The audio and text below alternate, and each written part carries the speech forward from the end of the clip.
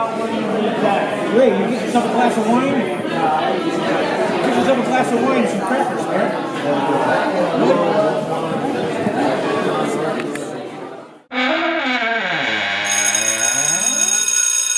This is July 21st at the Graveyard Point Fish Camp.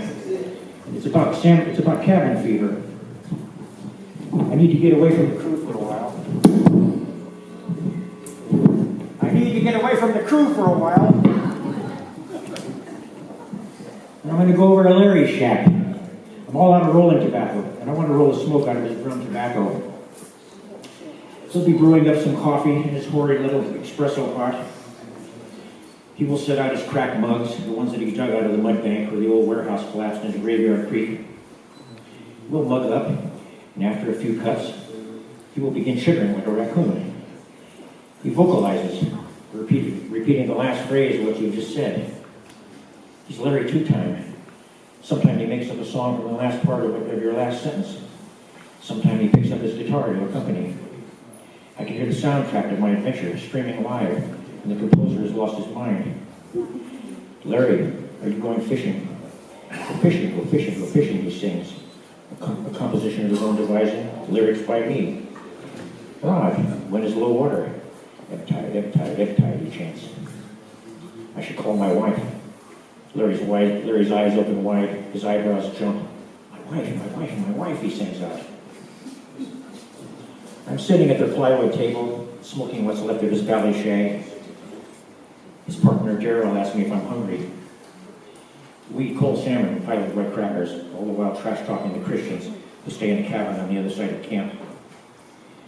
Daryl presents religious orthodoxy as a caricature in a rap he calls the Pious Brothers. Behind me, I can hear Larry. I hunger for your love. A sing-song. Larry's verbal tics are pretty civil compared to some of the stuff that comes out of my mouth. I love that guy, at least the first 10 days of the fishing season. Sometimes when Daryl is drinking, Jimmy the Scotsman comes out. He likes to talk about what's under his kilt. It's not what you think. The Scotsman rarely says what you think he's going to say. What's under his kilt is pointed and barbed. I don't want to talk about Jimmy anymore. I'm afraid of him. After a while, I decide to give Daryl and Larry the old Irish goodbye. When nobody's talking to me or looking at me, I'm up. Out the door and down the path.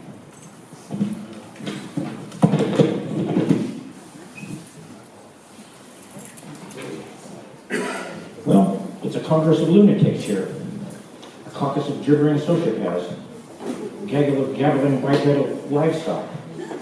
I feel like I'm in Dutch Schultz's hospital room, recording his last words as he lays gut-shot, dying, raving, and delirious.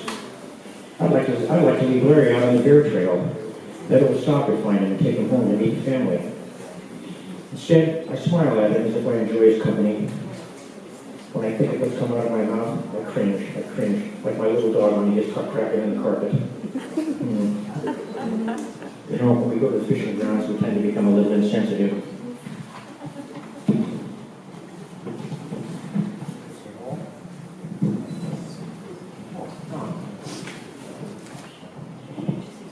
We've been living here together now in fish camp for about a month. I had to go to town once to get fuel. I'm pretty sure I haven't done anything yet that annoys or irritates the others. The last 12 days of fishing have been focused and intense. Around July 9th, some of the harvesting effort began to concentrate here in Quejac. The market has been consistent. The red salmon cannery tender has been anchored off the old cut bank every time now.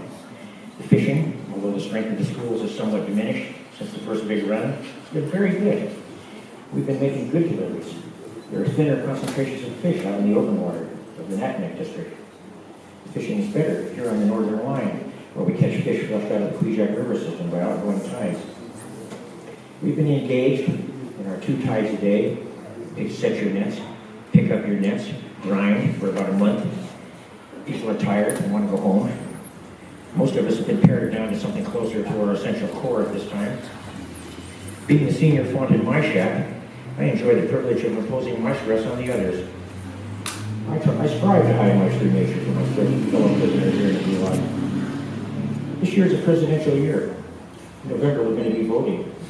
And can't we avoid conversations about party politics? It's our own little Mayflower compact. Okay. I have a 10-minute doo-doo joke that John wanted to hear, so I think I'll read that. That's the one, Harlan. Yeah, this is for you.